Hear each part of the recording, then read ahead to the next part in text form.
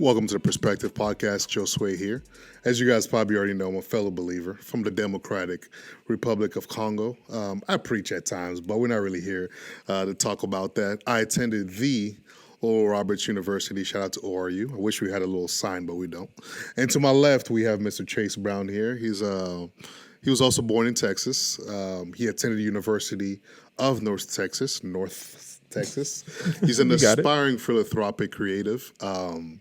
And it is, I don't know what day it is today. What day is it today? September 17th? It is September 18th. Okay. September 18th. And he still loves very long walks on the beach. Why that is? I have no idea. Let's get into that today. Chase, how you doing? You acting like you don't know what day it is. I actually really didn't Getting know. me in trouble. No, I really about didn't that. know what day it was. What, bro? I completely forgot what day it was. I'll forgive you, man. Yeah. Also, if ORU had a little hand sign thing, what do you think it would be? Because what are y'all, the Yellow Eagles? Yellow Eagles. That's the most disrespectful thing I've heard Wow. all month. We're the Golden Eagles. Okay. You guys are the mean green Eagles, right? Yeah, The something green like Eagles. that. Something like We're that. Golden Eagles. Okay. Anyways. So no hand sign? No. We'll give you till the end of the Yeah, show. I'll work and on go it. from I'll there. work on it. Yeah. But yeah, bro, I've been good. Happy to be here in Atlanta.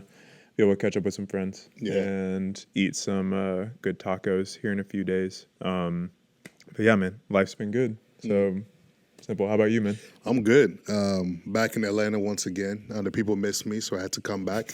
Hopefully this time I'm able to give them all that that's required of me. I don't know, whatever that means. But enough about me, enough about us. As you guys know, whenever we have a podcast, we try to bring you guys very special guests. And today we really had to reach very far to bring our guest for today, a man with many experience, many expertise. He's very sought after.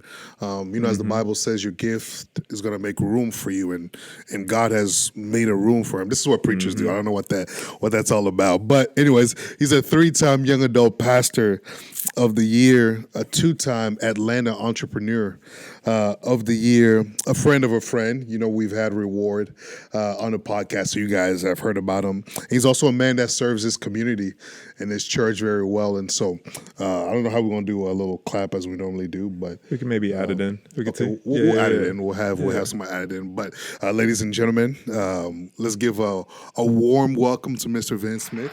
Wow. That was quite the intro. It was very intense. Yeah, it was, man. 3-time, 2-time.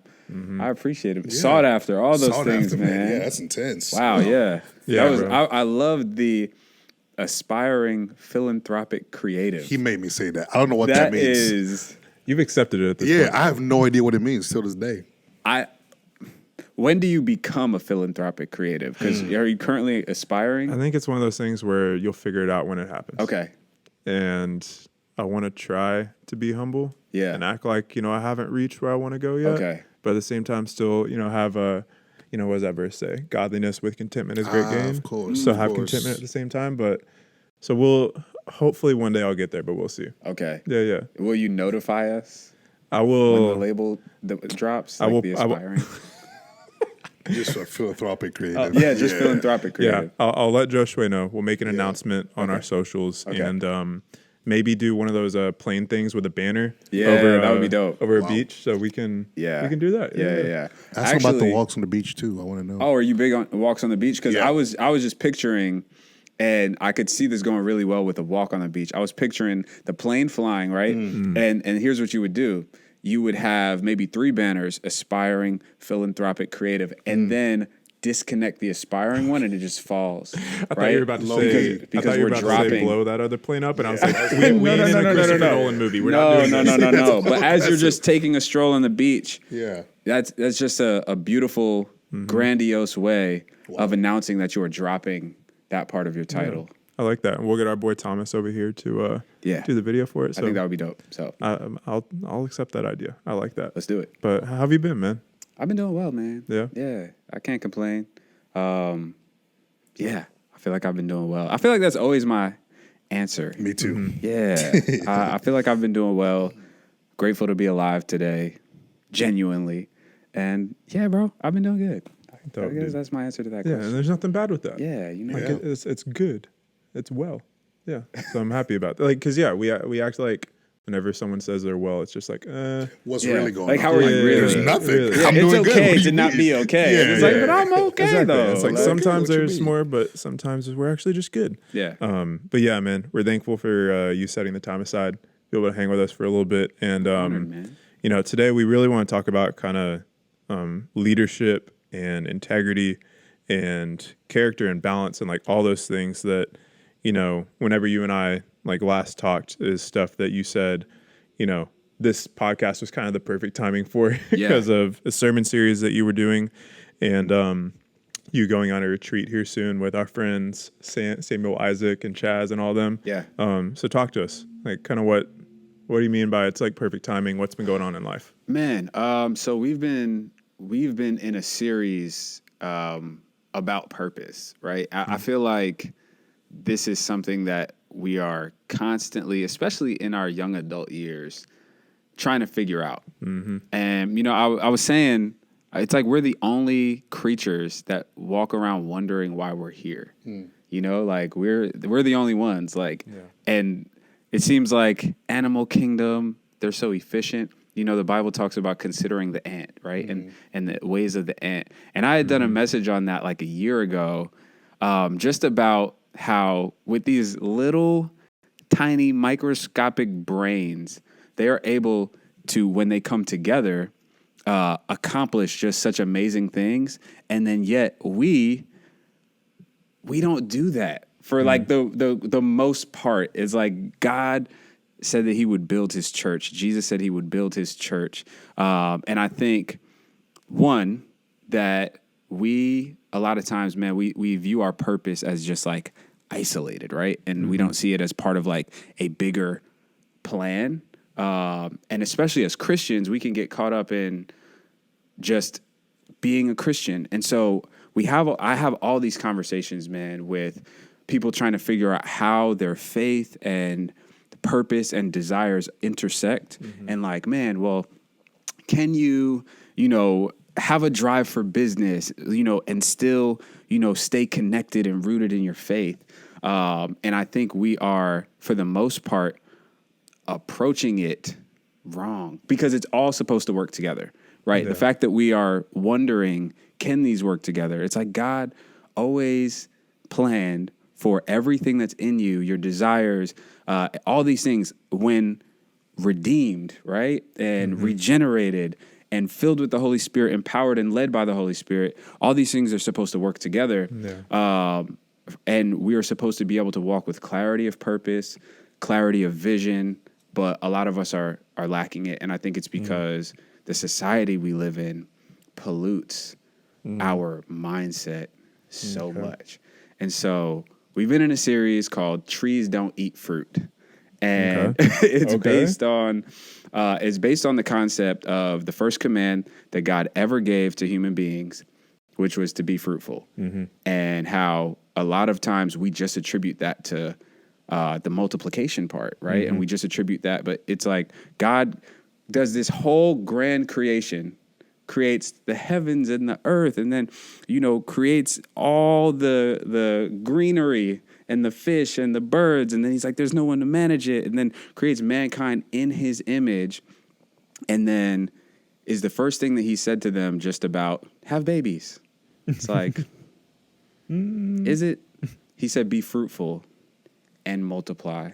And so we've just been talking about the concept of how they were surrounded by things that were fruitful, and they could take this concept of what's inside them being cultivated in a unique and distinct way, because he even gave the command for the land to produce vegetation that has fruit according to its various kinds, and how it's reflected in humanity, how we're all unique and we're individuals, and God created us to produce fruit that glorifies him.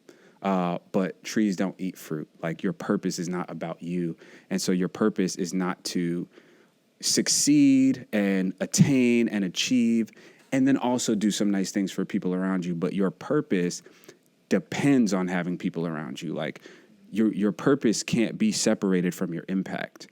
And so, yeah, man. So I feel like it's perfect timing because I've been in a real like existential place. And like really thinking about it from my own life as well. And so it's been a great time. Yeah, I mean, it's kind of crazy because if you think about being an American citizen, people work.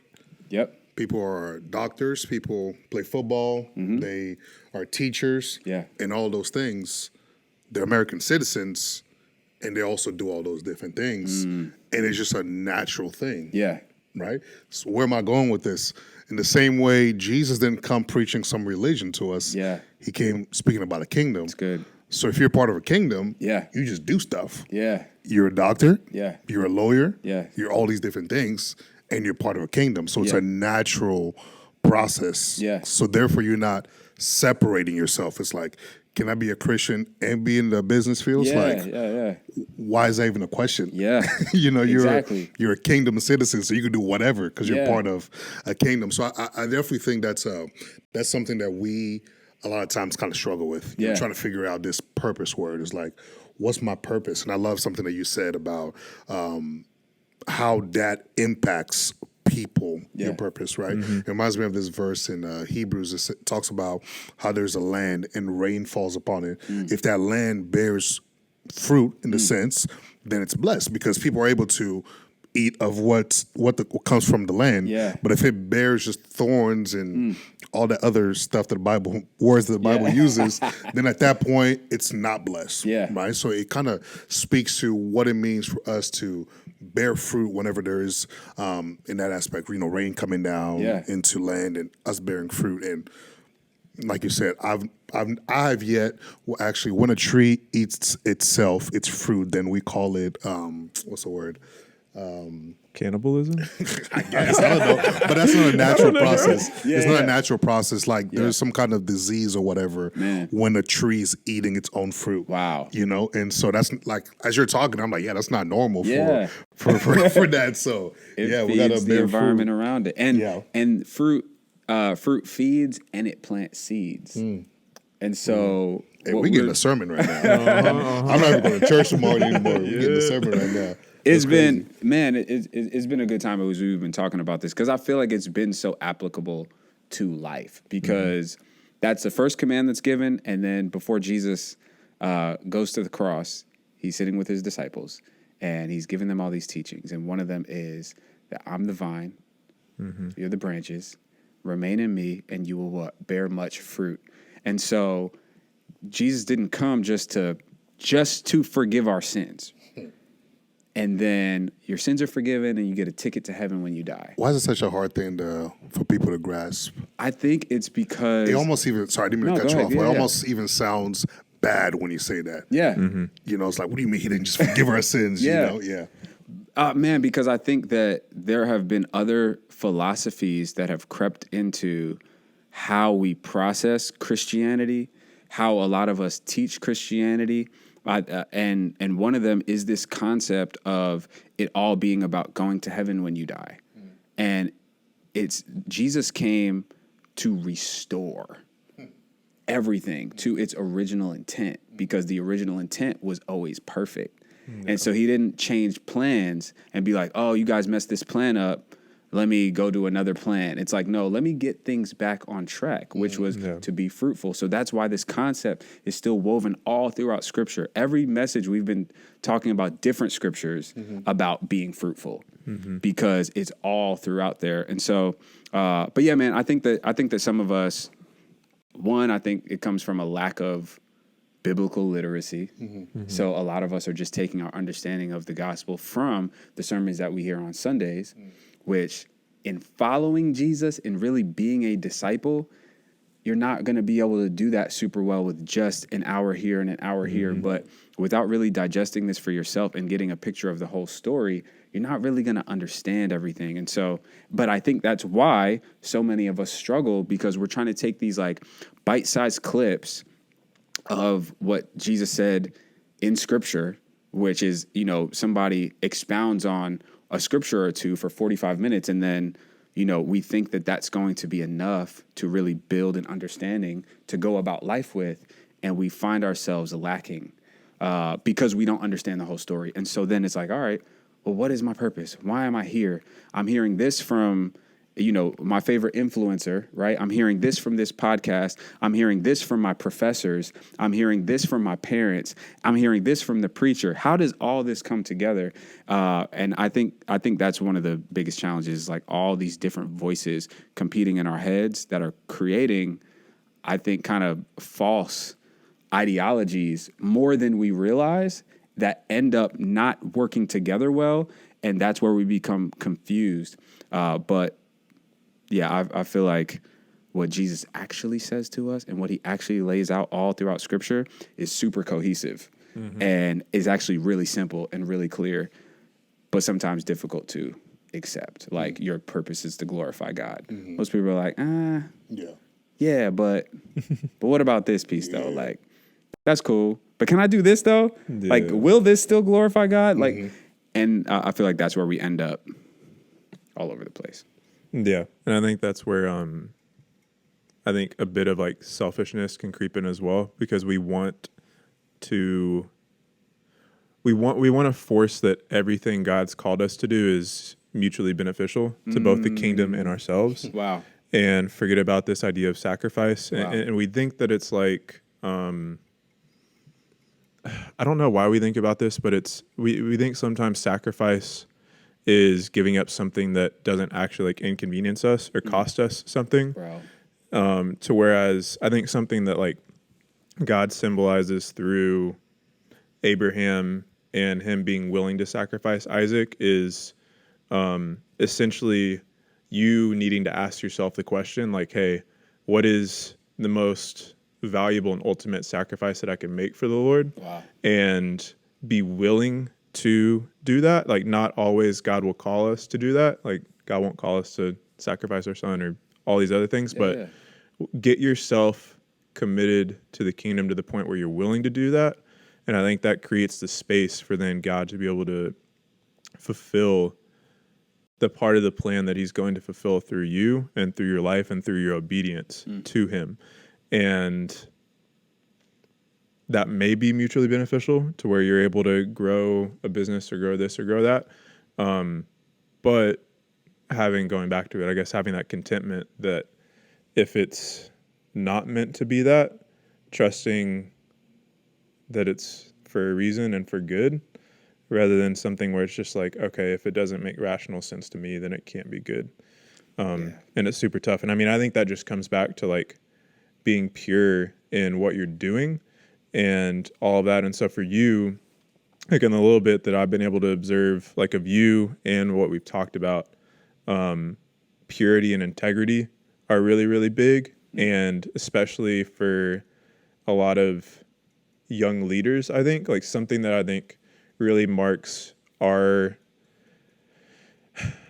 I always hated saying this, but I've said it a lot recently, like that marks our generation a lot, of like these young leaders that we're friends with, whether it's Chaz, whether it's Hovey, whether it's Montel, all these others, is this genuine purity that I think turns into like a purity that has endurance rather than one that is just for a little bit and then we get caught up into things of the world and stuff like that. And so for you, tossing this your way is like, as a leader of young people and someone who's still relatively young yourself, what does it look like for you within the context of young adulthood as you're finding your purpose and all of this, to prioritize purity in your faith and intentions and to be a person of integrity, and what it looks like to build that and implement that in your life? Yeah. Man, I think when it comes I mean, purity is an ongoing decision, journey, process.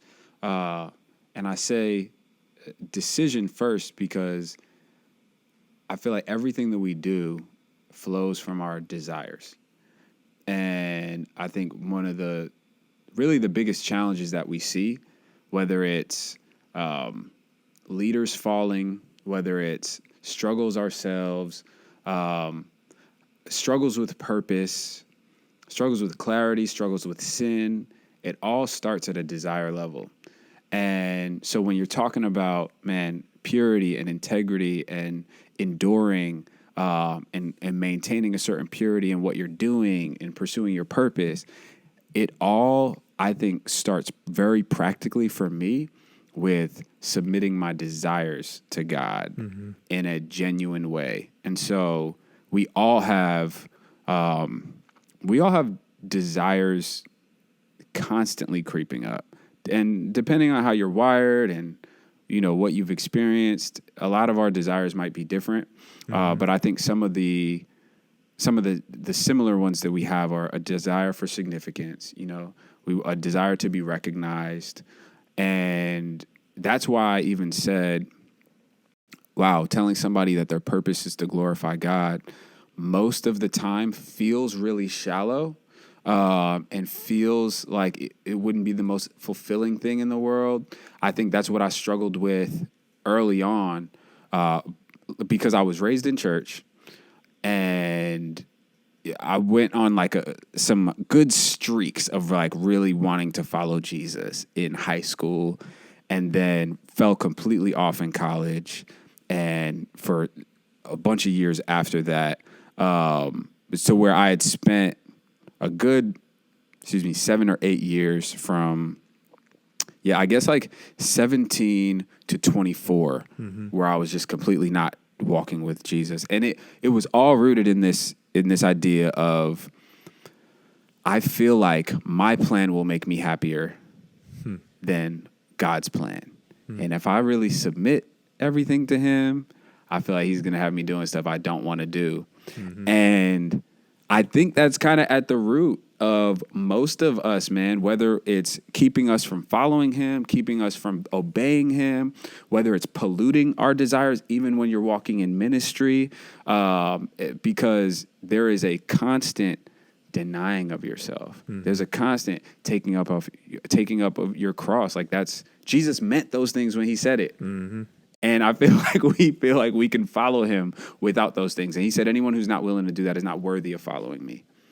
And so I take those things seriously, man. And so when I feel desires creeping up, like not feeling like doing ministry, for one, you know what I mean? Wanting to just do other stuff. I remember, and it may sound shallow on the surface because I'm not talking about like, I don't know, some like heinous desire, right? But I feel like most of the time, the challenges that we're having they start really in the smaller desires. And our decisions are coming from smaller desires, not like, you know, this inward desire of, you know, heinous evil, you know, but it's something that appears not that bad. And so we were in Puerto Rico for our anniversary trip this year. My first time out there. It was beautiful, man. I was out there on the beach like, I really like this. This is dope. I wish I could just live here. Why can't I just live here? Yeah.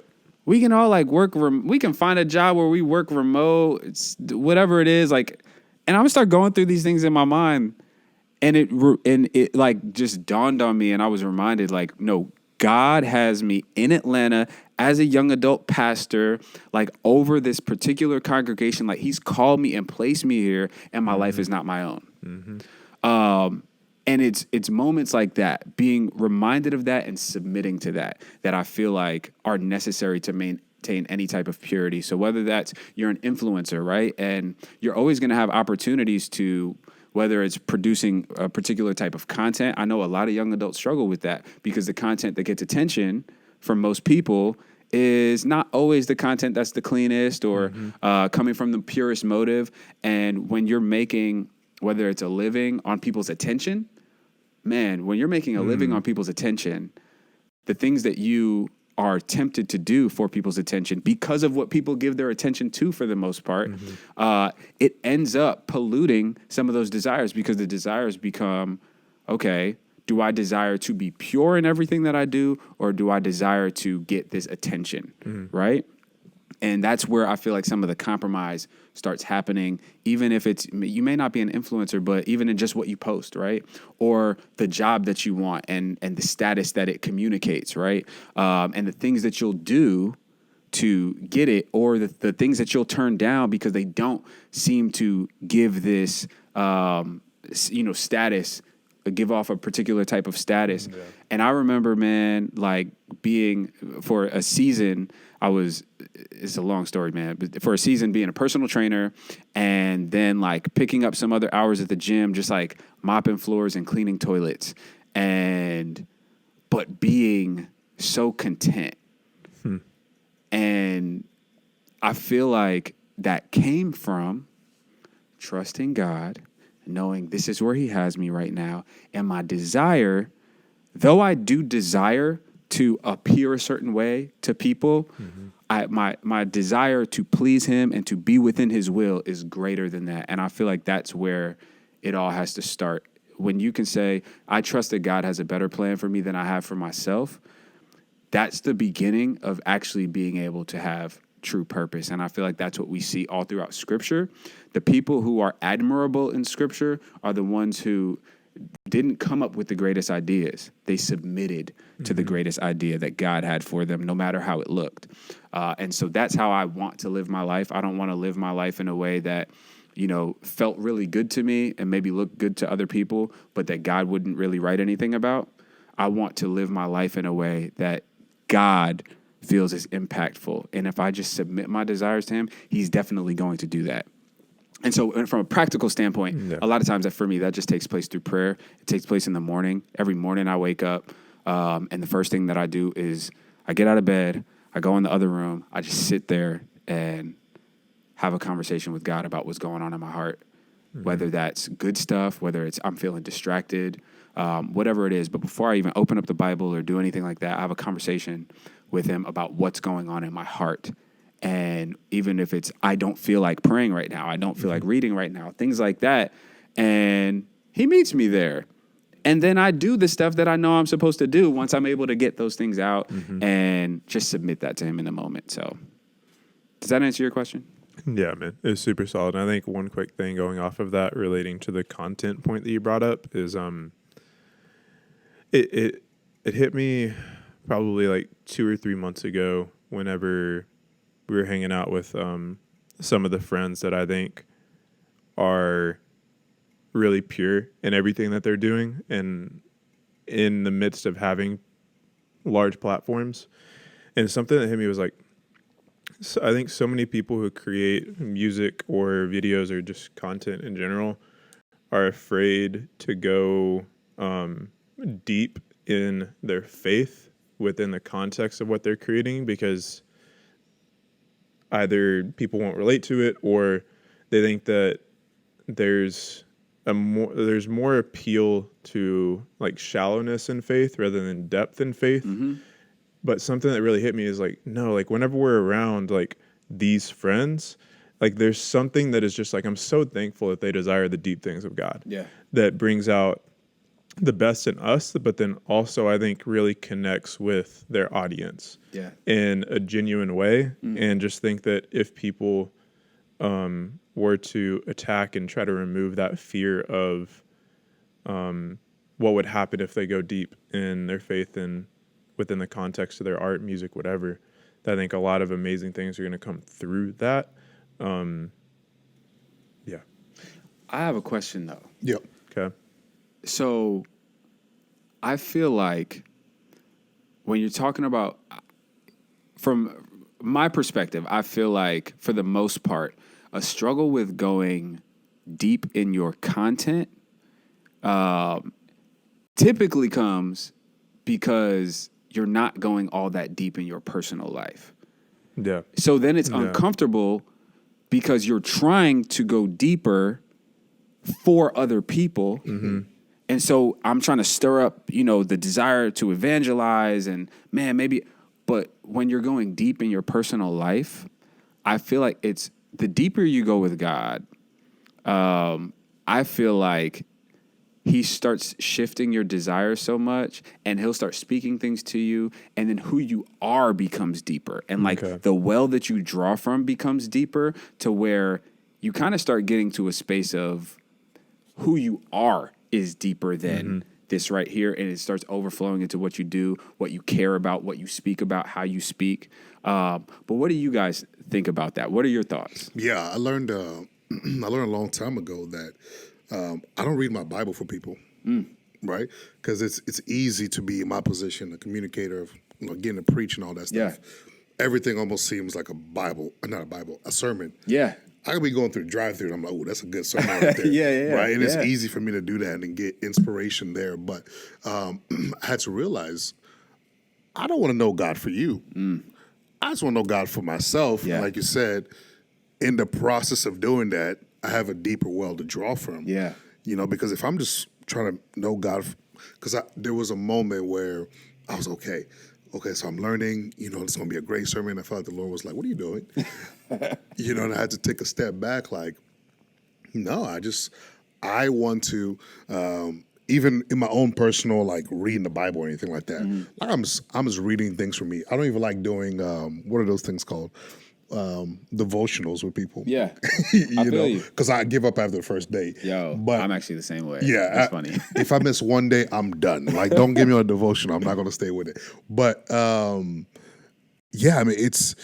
I want to be in a place where in my process of just meeting with the Lord is because I want to meet with him. When I gave my life to him in that aspect of like fully surrender, it was for him. It wasn't for anybody else. Yeah. So I want to keep it pure in that aspect, Yeah. To where I don't want to know him for people. Like, to me, that's weird. Yeah. And I want it to be weird because it's like, I want the relationship to be genuine, in that aspect. I feel you. Yeah.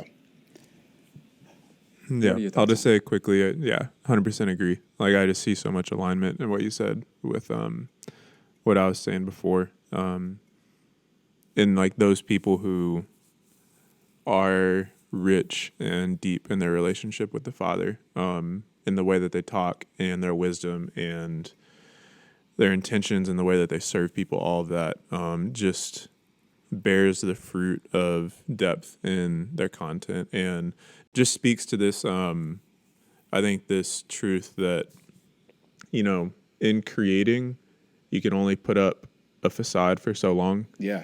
Like, in creating things, it really needs to be consistent with your character. Yeah. One, for it to fulfill you. Two, for it to be sustainable. And for three, I think for it to really resonate with people as well. Because I'd mentioned this before. I can't remember which conversation it was, but a lot of times through entrepreneurship, like what I see is the brands that really resonate with people the most are the ones when the person who is behind that brand, at least initially, the audience sees like, oh, this is like such a them thing to do that they're willing to get behind it and they don't think it's fake. Yeah. Yeah, dude. So I think that's so spot on. Yeah. And as you were talking, it kind of brought me to this verse that's going to lead into a question that I was going to read real quick. It found in Colossians 1. It says, "For this reason, since the day we heard it, do not cease to pray for you, and to ask that you may be filled with the knowledge of His will, in all wisdom and spiritual understanding, that you may walk worthy of the Lord, fully pleasing Him, being fruitful in every good work, and increasing in the knowledge of God, strengthened with all might, according to His glorious power for all patience and long suffering." And I mean, I know that's goes very well with what you guys have been preaching on and sharing in the community recently. But the word that really stands out to me, and a goal that I try, right? Because nobody's perfect, but a goal that I try to do is that fully pleasing Him. That's good. Because I think that's the one that really changes everything in your life. It's like, okay, I'm struggling with like all these different things. It's like, okay, I understand that, right? But like, at what point are you seeking to be fully pleasing to Him? Yeah. Because I think that changes a lot. Because we, in the natural, we all understand that. If I'm pursuing somebody or whatever the situation might be, and I'm all in, I'm all in, and I want this person to know that I'm all in whatever the situation, however that goes. But in the same way, I feel like when we make that practical with the Lord, where it's like, as you were talking about, I want to be fully pleasing to Him. Yeah. I know there's going to be moments where I'm struggling here and there or whatever. That's okay. Yeah. But within me, I want to be fully pleasing to Him. That word He used was surrender. Yeah. Right? So speak to us a little bit about that, because I feel like that perspective of, okay, I know Jesus died for my sins, and I'm so thankful for that. Yeah. But in response, the responsibility for me is to be fully pleasing to him in everything that I do. Yeah. Man, I think what I resonated with most with what you said was the first part, where he's praying that we would be full of the knowledge of his will. And I feel like that has a lot to do with the pleasing him part. Mm-hmm. I think when we don't know what God wants, it's hard for us to give him what he wants. Exactly. And so then we live our lives really genuinely seeking to please ourselves, because that's the desire we're most acquainted with. And so I feel like a lot of us, though we may not realize it or say it or think it all the time, we're more unclear about what God's desire is for our lives than we realize. Because if we were firm on what his will was for our lives, we would live that way.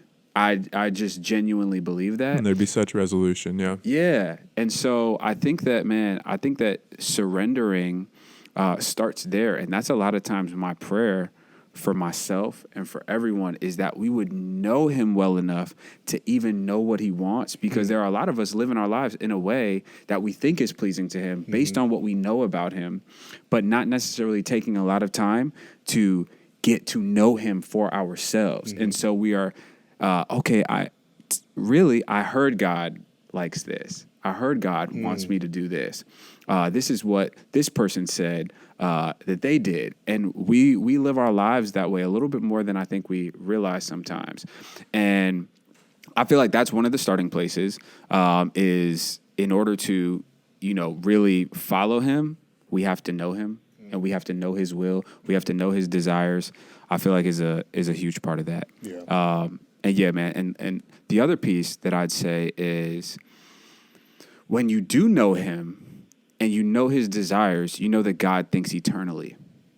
And we can shrink God into the temporary so easily.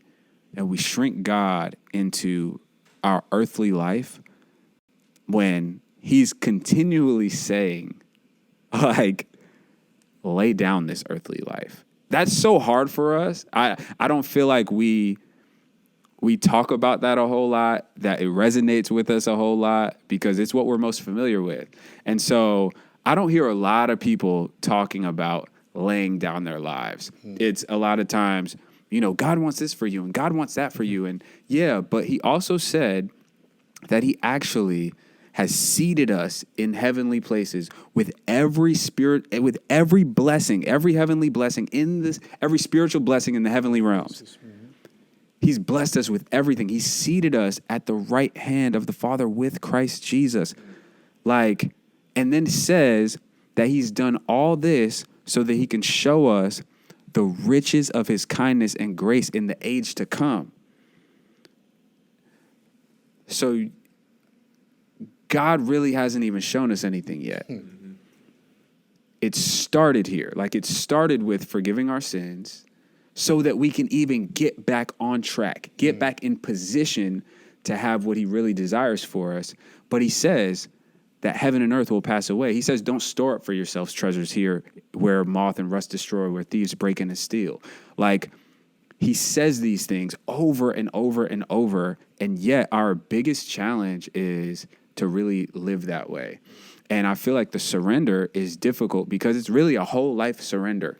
And it's you know what? In order for me to really surrender this stuff, I actually have to believe that I'm going towards something else. And so for me, what resonates with me most when I'm making difficult decisions or in following Jesus is, I have to really believe eternal life is mine. I have to really believe I'm going to live forever, right? And that anything that's sacrificed now will pale in comparison to what I will actually receive in the future. But in the same way that we might think just about, well, Jesus died to forgive my sins so I can get this ticket to heaven when I die. And so I'm just thinking about this ticket, right? And like, I believe in Jesus and I'm going to go, but I don't really think about heaven like that. I don't really think about, he says that he's going to have a new heaven and a new earth. And like, there's all this stuff that's going to take place that he's involved, including us in to reign with him. And really what he's telling us to lay down, any sacrifice that we can make is really, really small, like in comparison to what he has promised to us.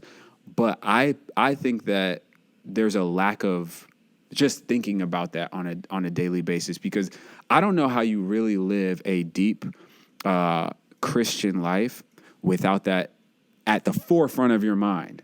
Like me not reacting to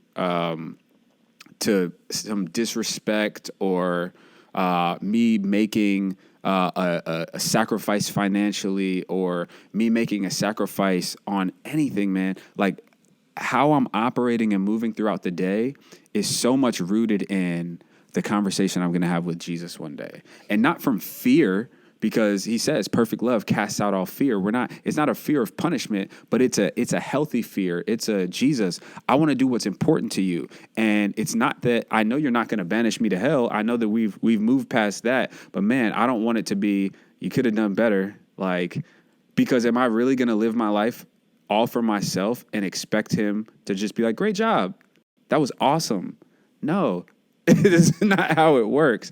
And so if I'm following him, man, and he's given me very clearly how I'm to live my life, I'm seeking to align myself with that as much as possible, because I decided to follow him, and I know that he's who I'm going to answer to.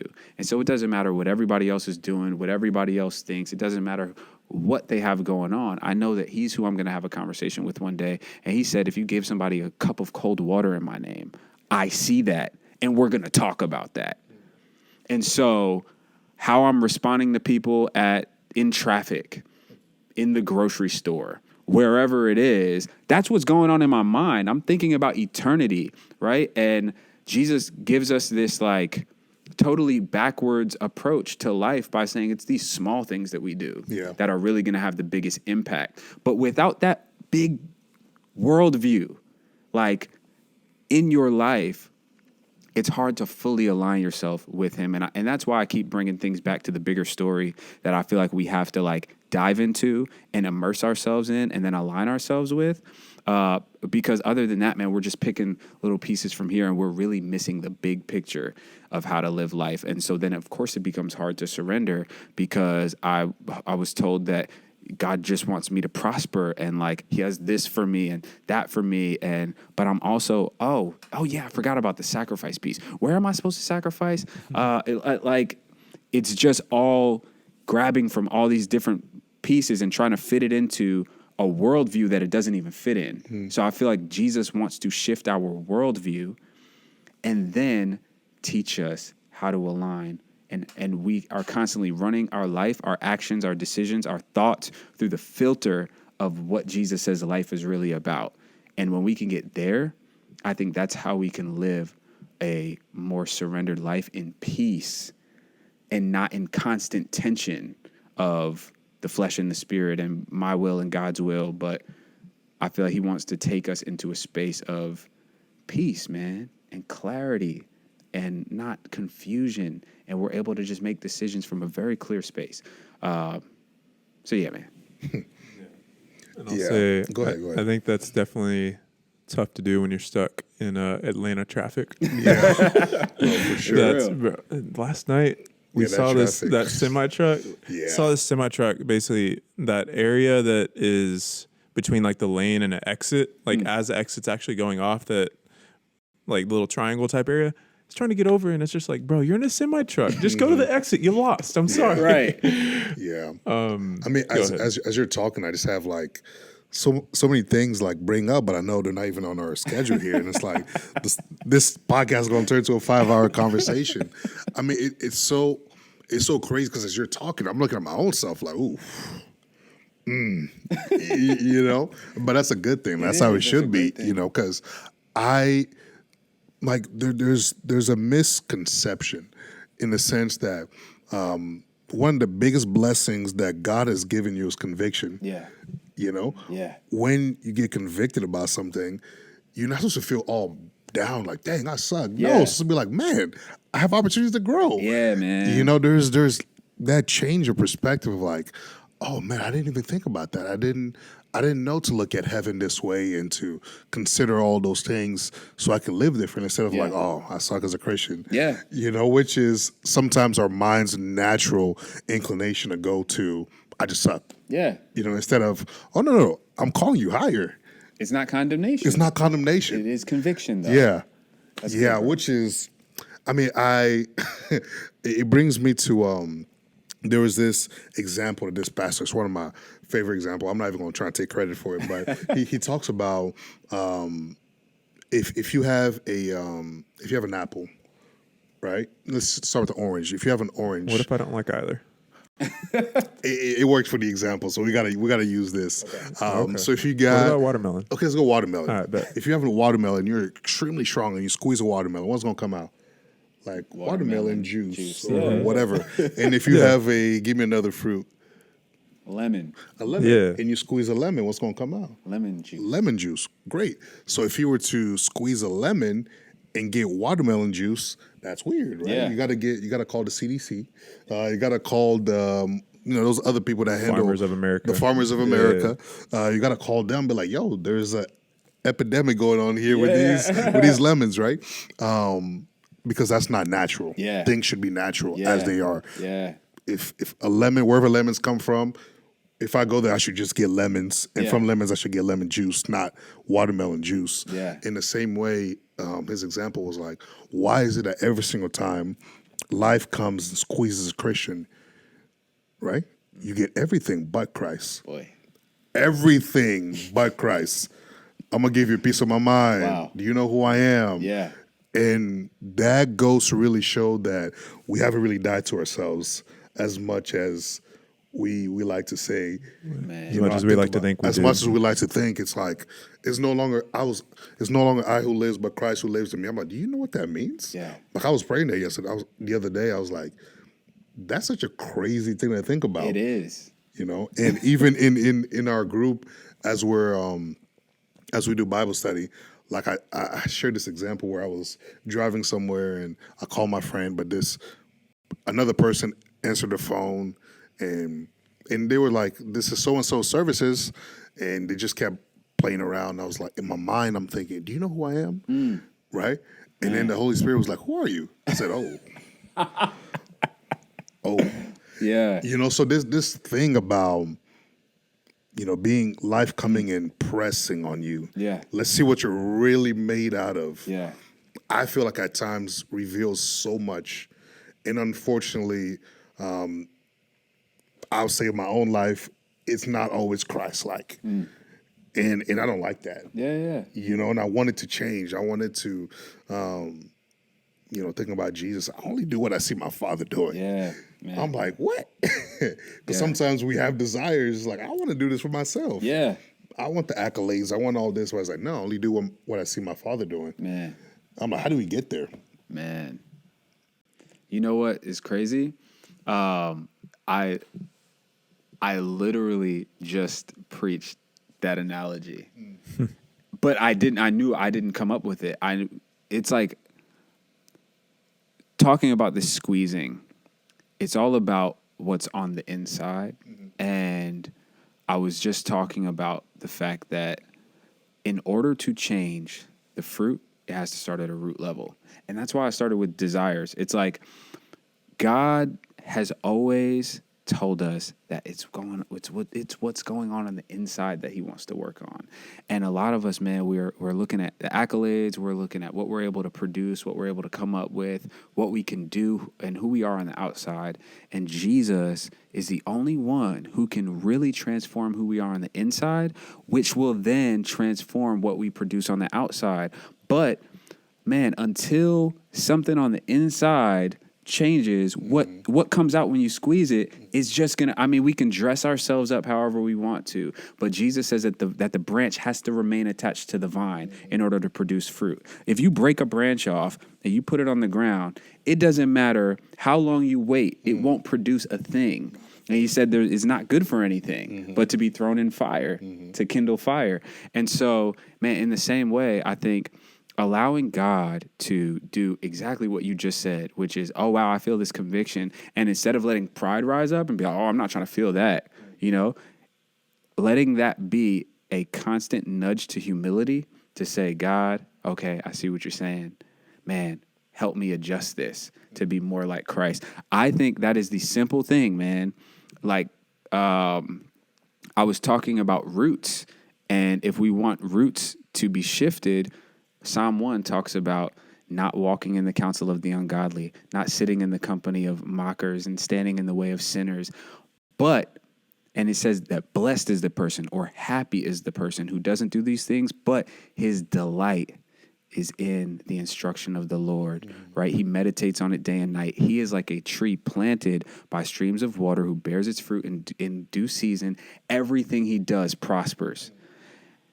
And I think that we overcomplicate life a lot of times, man, to where, man, if we just stay in the position that you just said, which is sensitive enough, open to what God is saying, delighting in his instruction, where it's like, God, I delight in your instruction because I know your plan is better than mine. I know your ways are so much above my ways. Your thoughts are above my thoughts. Like, you think perfectly and you have perfect wisdom. I delight in your instruction. So correction is not condemnation, right? It is an invitation, right, to a higher way of living, right, and a more Christ-like way of living, because that's who we say we're following. And so it's an invitation to be more like him. And he's saying, I'm offering you all the ability to do it as well. And so, man, I think when we stay in a posture of like, I'm going to delight in his instruction, I'm going to read his instruction, listen to his instruction, meditate on it. Like, when that's what we're thinking about and taking in, the transformative work he does on us. That's what he means by don't be conformed to the patterns of this world, but be transformed by the renewing of your mind. It takes place in those simple ways. It takes place in thinking about what he says all the time.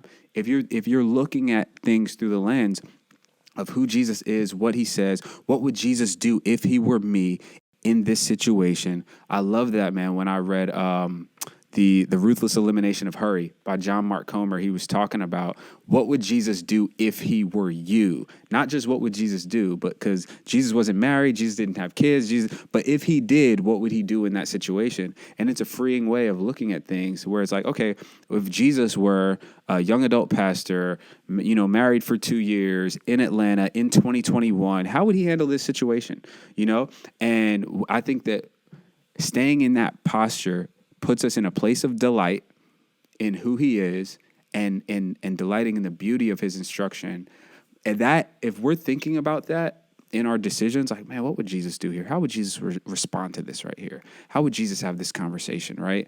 And if we're thinking, man, that's meditating on him day and night. And that is when we prosper in everything we do, because we're doing things the way that Jesus would do. So, of course, we're going to prosper in everything that we do because his hand is involved in everything that we do. So, yeah, man, I think that it's that accepting that invitation that he gives to keep our heart open to when he wants to shift us and adjust us and correct our way. It's the little thing that I do in the morning with just bringing him my desires. It's opening the door to say, Jesus, I delight in your instruction, and I know your way is better than mine. And so here's what I have going on. Help me to adjust to it and lead me along paths of righteousness for your name's sake. Like, this is just what you do. So, yeah, man.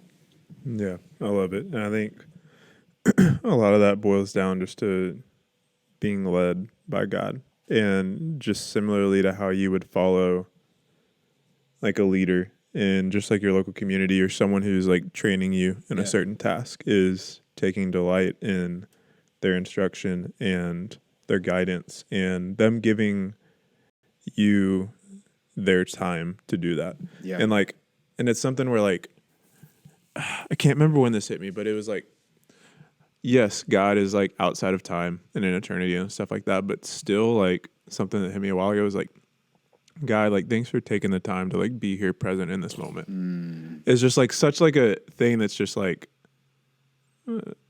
blowing to my mind.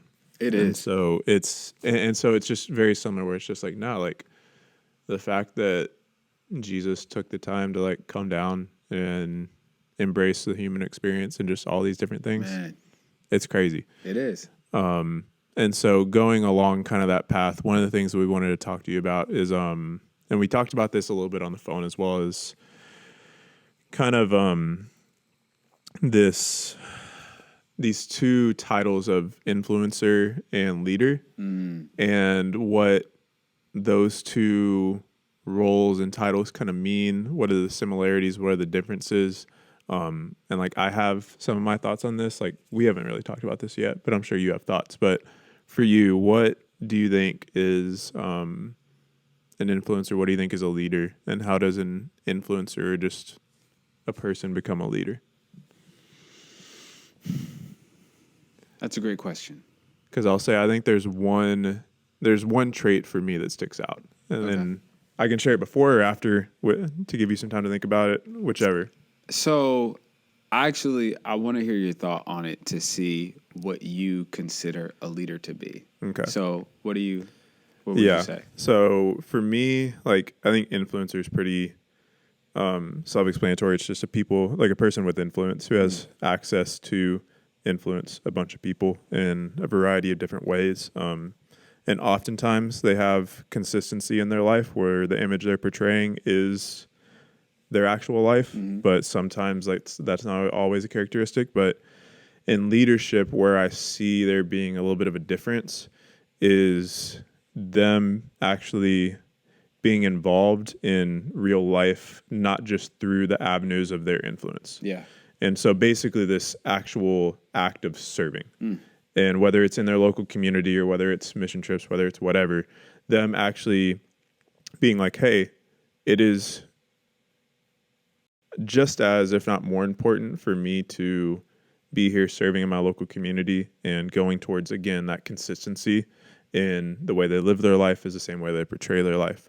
And showing the commitment to the heart that they're articulating in the midst of their everyday life. For me, like one of our, obviously Chaz, like that's the dude who I look at and I'm just like, yo, like being able to be a friend in his life and just witness him being a leader in that is something that's amazing. And him serving in the LA community, serving whenever he was at our house for a couple weeks in DFW, and him, because I think whenever you're in a position to serving, it's not just something where it's something that you can't really benefit from. It's again going towards that first part of like, sometimes God doesn't call us to things that are mutually beneficial, but to sacrifice. And so, that's what I would say is like the one difference.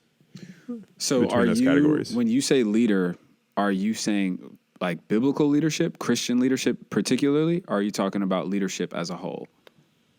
I think as a whole. Okay. Yeah. Because so I would say I totally agree with you. I think the way that I look at it is there's not a whole lot of difference between an influencer and a leader. I think that the biggest difference is intentionality. Okay. Because influencers are 100% leading people. It's just a lot of times they're not intentional about where they're leading people. Okay. And it's when you are taking inventory and taking responsibility for where you're leading people that I think you become an admirable leader. I think that's the only way you become a biblical leader. I think that we have a lot of times, man, this idea that we can like become this person of influence, and we can, like, if we're saying the name Jesus or like we say that we're a Christian, then we're like giving the glory to God and like doing our job. And that's again, separating the two, right? But when everything you're doing is coming from who you are, like this example of, an apple just being an apple, or more accurately an apple tree just producing apples. Like, this is just what it does. This is who it is. This is what's taking place at the root. This is what it's designed to do. And so me pointing you to Jesus is coming from who I am on the inside rather than all of my influence and the things that I do to gain influence coming from who I am on the inside.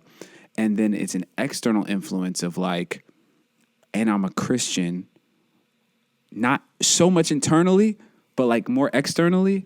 I'm a Christian, and so then I'm trying to reconcile the two because I do it. What do you do naturally? Like, what comes really naturally to you? Jesus says, whatever you're saying it's just overflowing from the storeroom of your heart.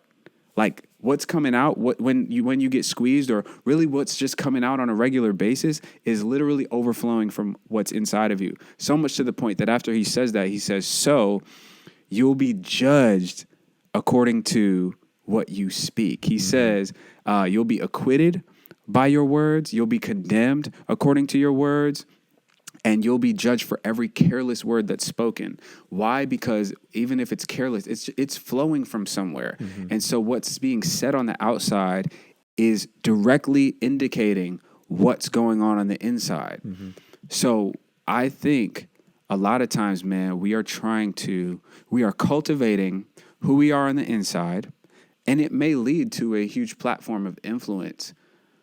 And then we're trying to reconcile more of being a Christian externally with who we really are on the inside. And that's where the divide is coming. That's where the tension is coming, the discomfort. But if this is who you really are, how can this not come out?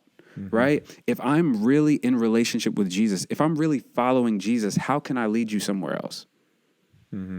Think about this. If I'm following Jesus, walking behind him, and you're following me, how can I lead you anywhere else?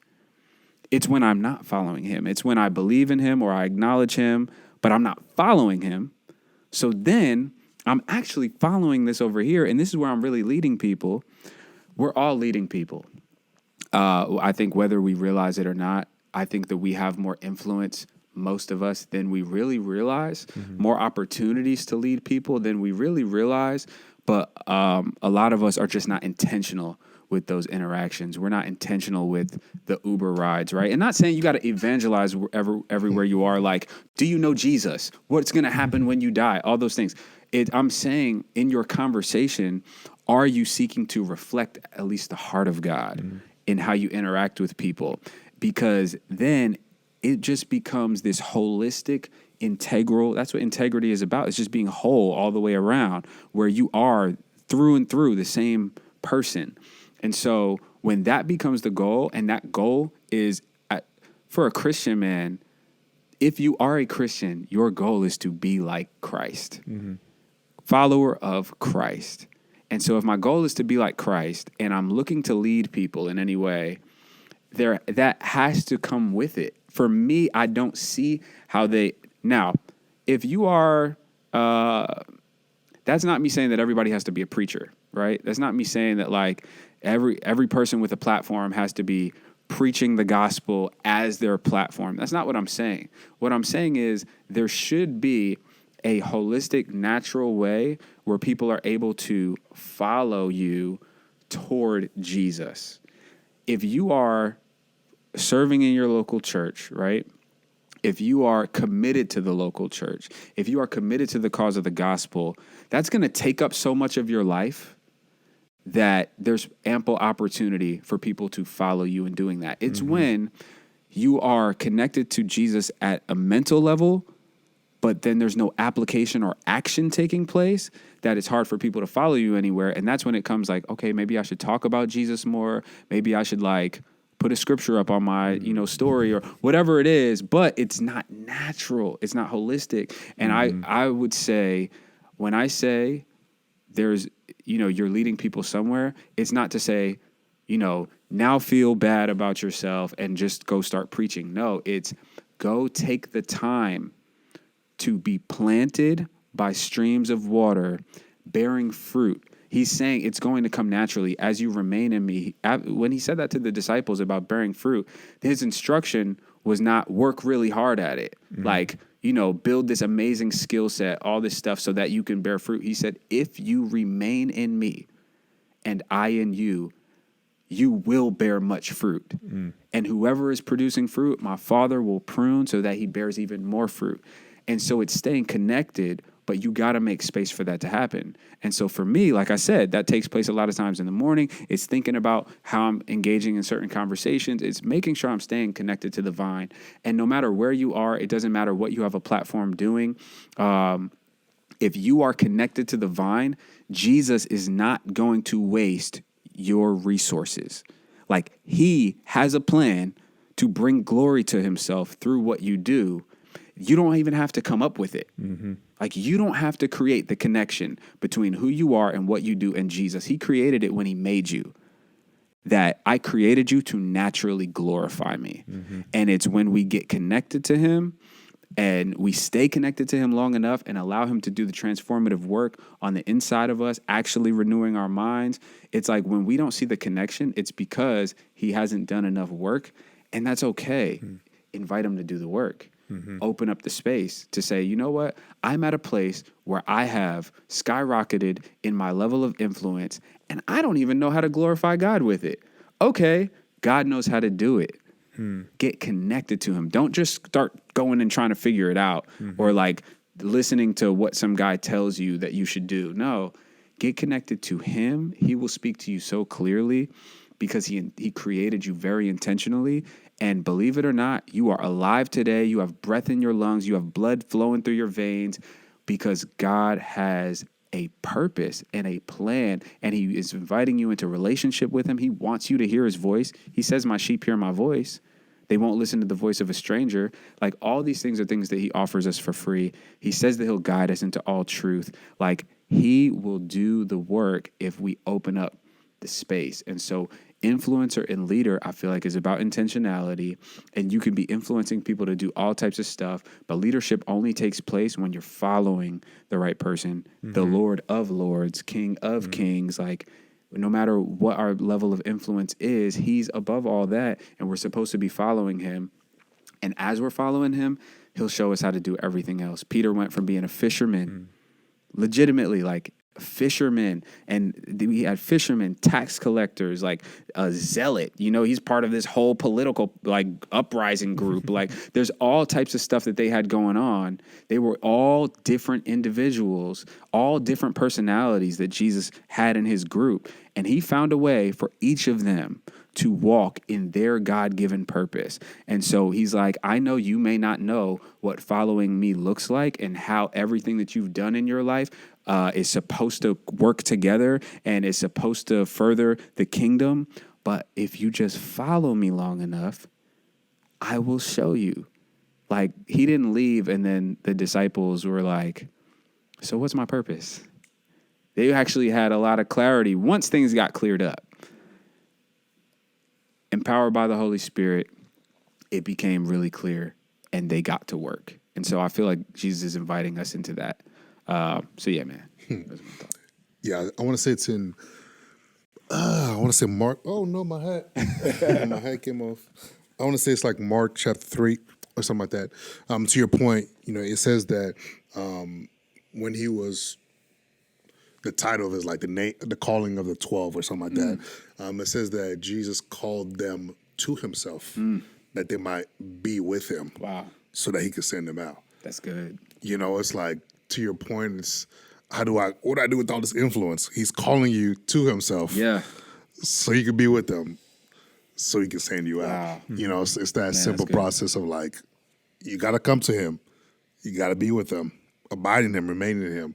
Then he's able to send you out and for you to have influence in that kind of way. And I know one of the things that we talked about earlier, or hoping to, you know, kind of ask questions around, I think Chase said that you had experienced a lot of different things. You know, he mentioned your age. I don't want to put it out there for people. But 53. 53, there it goes. He still looks like he's 23. 53, Yeah.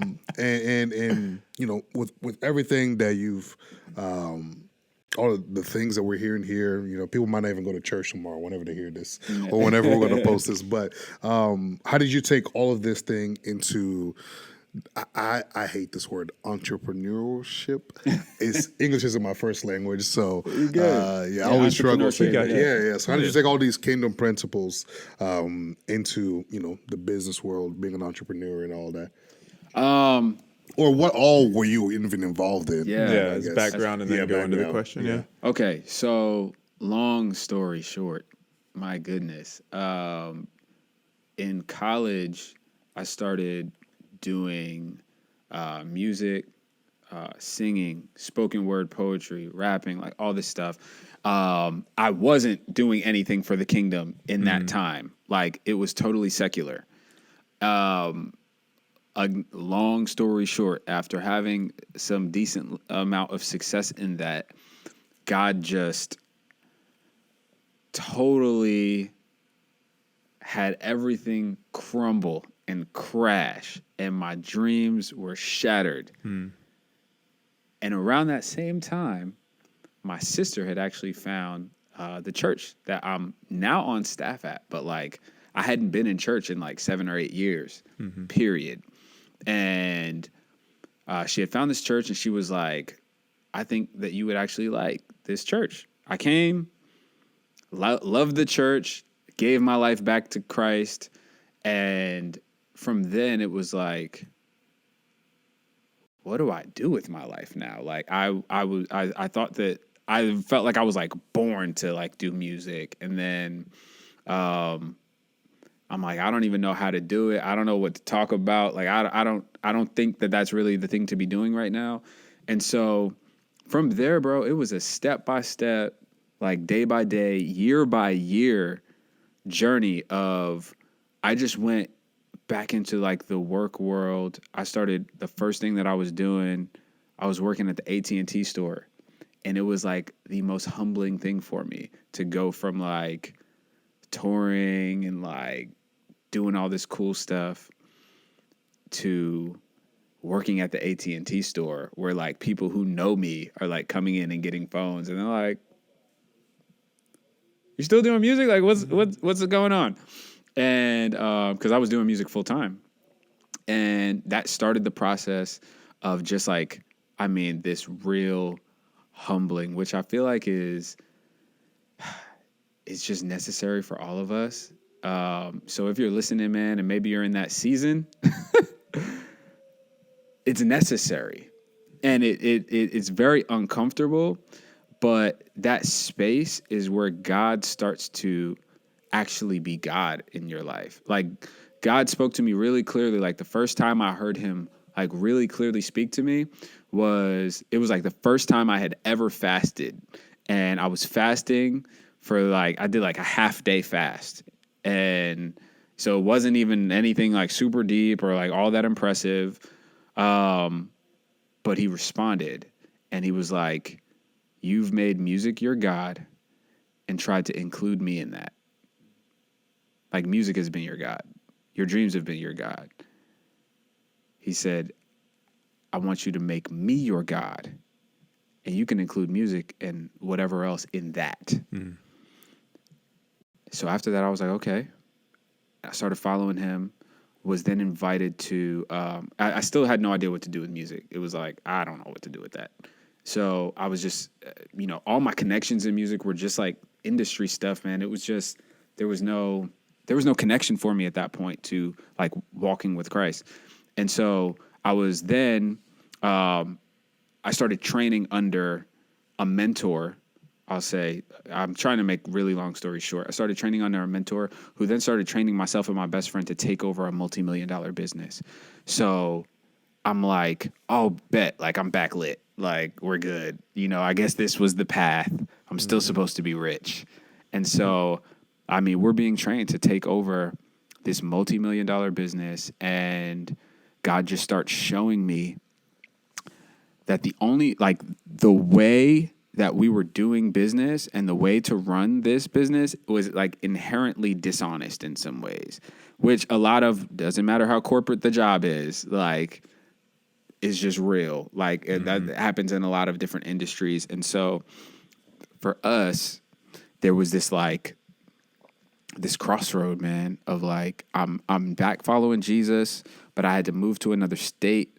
I wasn't connected to my church, which was not good for me. And I was just kind of out there just trying to figure out, okay, man, what do I do? How does this intersect? And I started seeing like all my old like desires for like fame and status and all that stuff was just kind of coming in a different form.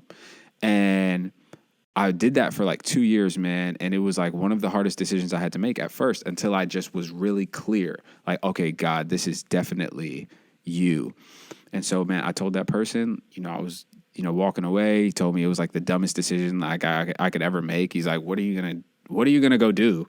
Like go work for somebody? Like, what are you going to, like, what's the plan here? And then he's like, well, I hope all the religion and stuff like works out for you. And I moved back to Atlanta, moved back in with my parents. And I had been getting certified as a personal trainer on the side for fun. Like it was just a hobby. And I actually came to Victory to a young adult service and was asking God, like, okay, I left. Like, what am I supposed to do now? Like, I thought about leaving this whole time. I didn't think about what I was supposed to do except for coming back home and getting back in my church. And I never expected to do ministry. It wasn't to like come back and try to do anything ministry wise. It was like for my soul. Like I need to be in church. I need to be connected to the church. I want to serve in my church.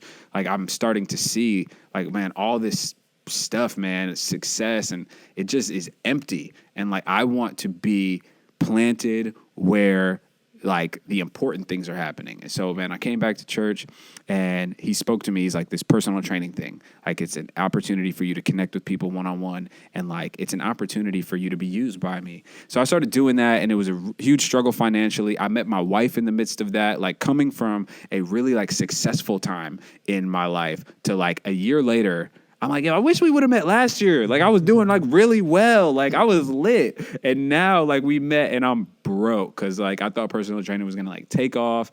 It didn't. And I was just struggling. And I'm like, what is going on with life? But I was serving in my church, man. And I was serving in the high school ministry. And that was really, man, I was going from job to job, thing to thing, business idea to business idea, connection to connection. I got featured in this magazine. I happened to just be invited to an event, met the editor of this big magazine in Atlanta. They did a special edition of the magazine for what they called like the most beautiful Atlantans. And she was like, I want you to be in it. And I was like, okay. And so I was in it. Then ABC reaches out to me. They're like, hey, we saw you in this magazine and we want you to be on The Bachelorette. And like, it's like all this stuff is just like flying at me that I'm trying to just figure out. I got reached out to about being on a couple other shows as well.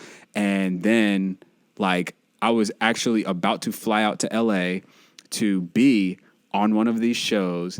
And the week before is when me and Gabrielle connected. And I was like, I literally, like, it was after our first, like, phone conversation, and I called the casting director and was like, hey, I can't come. I'm in a relationship. Like, sorry. And so, man, it was a lot of confusion, a lot of fogginess, man, a lot of, like, what am I supposed to be doing with my life? Like, what is happening here? And not having the money that I felt like I should have, and just being humbled.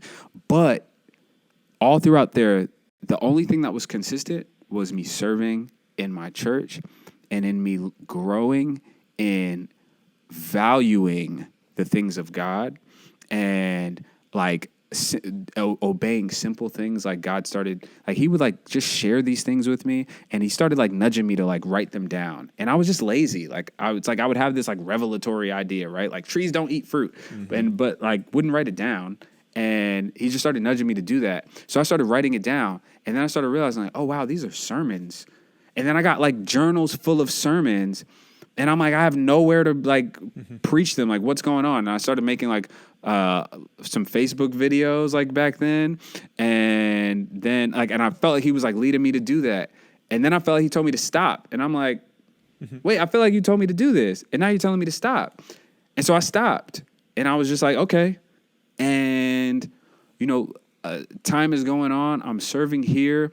I'm like, man, I would really like to work just in ministry to feel like it's what I just view as most important. Nothing else seems important. Like no matter what I do, no matter what business venture I get involved with, and like 2018, I actually had a business venture that was taking off. I was doing like some business strategy consulting, and like I got a couple like big clients, and I'm like, okay, bet it's taking off. And like 2 weeks after I got like the biggest check that I had gotten, I get tapped by the church like, hey, you're being considered as the young adult pastor. And I'm like, now I just got some money. I just got like some clarity on like, okay, I'm about to be good. I'm about to buy Gabrielle this ring. I'm going to propose. We go get married. Like, I'm going to live this entrepreneur life that I've just known I'm supposed to be living. And the next day I get a dream that's so clear, like to where I wake up like, because the presence of God was just so strong and I was shaken. And so clear that God is like, I am sending you here to this job. I didn't apply for the job. Like, it wasn't like I'm asking about it. It's like God opened the door for the person who like really has this background. I didn't go to ORU and like I didn't have like that path that made sense, but was just, you know, seeking to be faithful in where he placed me and trying to figure it out. And that's where I'm saying, like, you don't have to go out here and figure out the plan for your life. God has it. It's staying rooted long enough for it to come together and make sense, because it doesn't look like it makes sense a lot of times. And so for me, man, he gives me this dream, and then I'm like nervously doing these interviews and somehow get this job, and it like life makes sense. I got these journals full of sermons. Like, even though I don't have this illustrious, you know, preaching background, man, I may not have a preaching background, but I have a studying the word and get something to share with somebody background. And so that's kind of where I started, man. And I was able to, I proposed to my wife the week before I came. Before I took over the young adult ministry.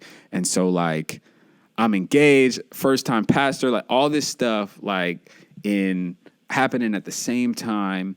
My wife moves, we were long distance. She moves from Arizona 8 months after I, you know, take over the ministry. She hadn't even been, because every time she was coming in town, it was like there was something going on, whether it was like no service that day or something happened, and she had never even been. And then she comes in, and like, I've been pastoring this ministry, and she comes in, and it's like everybody's like first time meeting her. And it was just so much, but so God. And so when you say, man, how have I taken the kingdom into all these things? I haven't, man. The kingdom has taken me through these things, bro. Like, Jesus has led me through these different seasons, and I've just been trying to stay grounded in him long enough to see his plan come to fruition, because you just don't know where he's taking you. Like, you have no idea. Like, we can make plans. It says many are the plans in the heart of a man, but it's the Lord's purpose that prevails. And so I can make a 5-year plan to where I think I'm going to be 5 years from now, but I actually don't know. None of us really know. None of us know if we'll be here tomorrow. And so where I'm at is I just want to spend today as closely aligned with God as I possibly can be, because he could be back today. He could be back tomorrow. I could just not be here tomorrow, but things go on for 1,000 years. I don't know.